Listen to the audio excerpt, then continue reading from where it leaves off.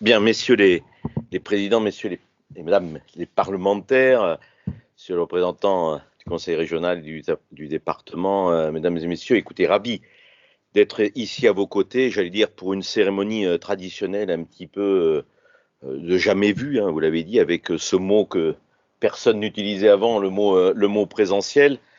Permettez-moi à mon tour de vous souhaiter une bonne année, une bonne santé bien entendu, et surtout qu'on puisse retrouver, j'allais dire, une vie normale un petit peu, enfin le plus rapidement possible. Et ce que je souhaite, c'est qu'on ait surtout de la visibilité. Parce que ce qui est important pour vous, chef d'entreprise, mais pour nous qui dirigeons les collectivités, c'est d'avoir un cap, une visibilité qui nous permette de prendre des décisions. Parce que ce qui nous a le plus pénalisé en 2020, c'est de ne pas savoir trop où on va. Et pour l'intercommunalité que j'ai l'honneur de présider, mais je pense également, je vois Fabrice Verdier, à la région, on a, nous, un problème majeur.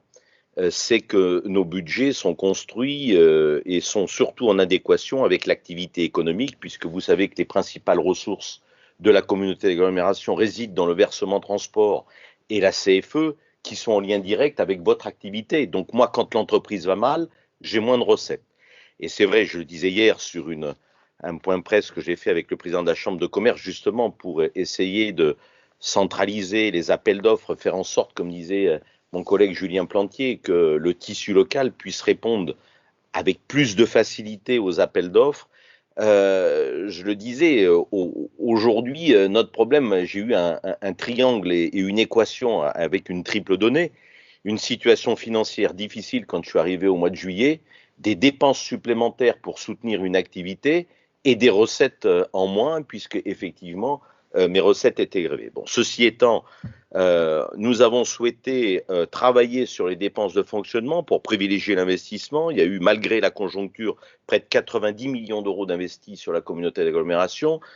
Normalement, sur l'année 2021, c'est près de 120 millions d'euros qui vont être investis malgré la situation financière de la communauté d'agglomération. J'espère pouvoir, d'ici 2 ans, doubler cette part d'investissement avec quelques beaux projets.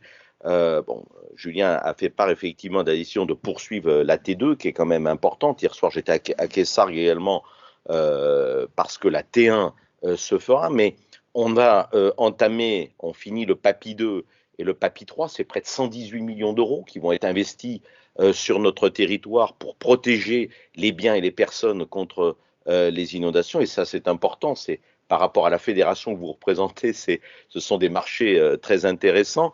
Il l'a dit également, bien c'est le programme ANRU que nous devrions signer ensemble, je pense, au cours de ce premier semestre. C'est pratiquement plus de 500 millions d'euros qui vont être injectés sur notre territoire, et je ne parle pas des autres programmes structurants sur la requalification de nos zones économiques, sur des projets tels que je souhaite relancer comme Magna Porta ou la base Ogvia. Voilà, je crois que nous avons des perspectives, c'est-à-dire que on doit ce matin avoir un discours de vérité.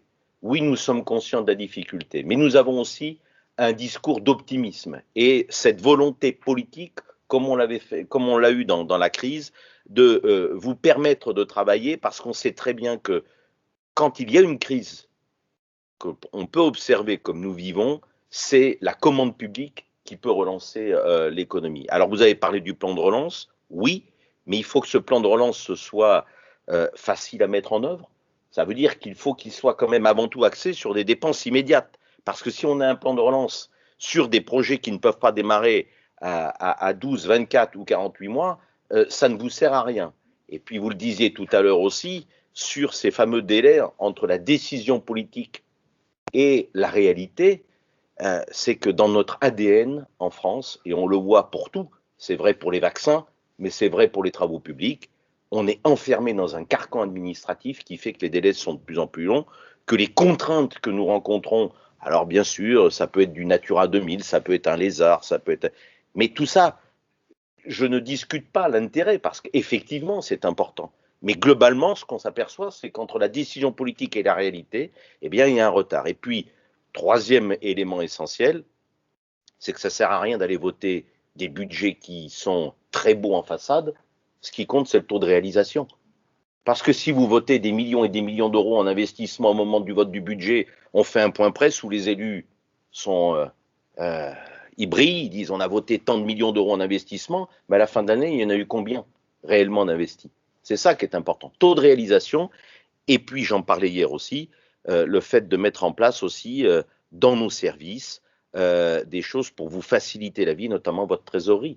C'est-à-dire bien veiller à ce que les délais de trésorerie et les délais de paiement soient le plus courts possible, qu'on puisse vous verser dans ces périodes de crise. Je suis passé de 5 à 30% d'acompte aussi. C'est ça qui est important parce que dans la situation dans laquelle on vit, bien sûr, il y a le chiffre d'affaires, mais il y a également des situations de trésorerie qui peuvent être préoccupantes pour vous.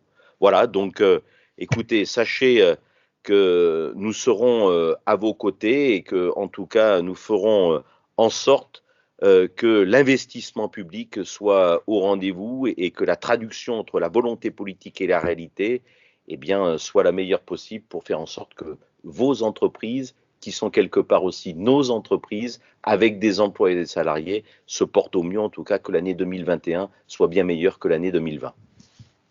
Merci Franck.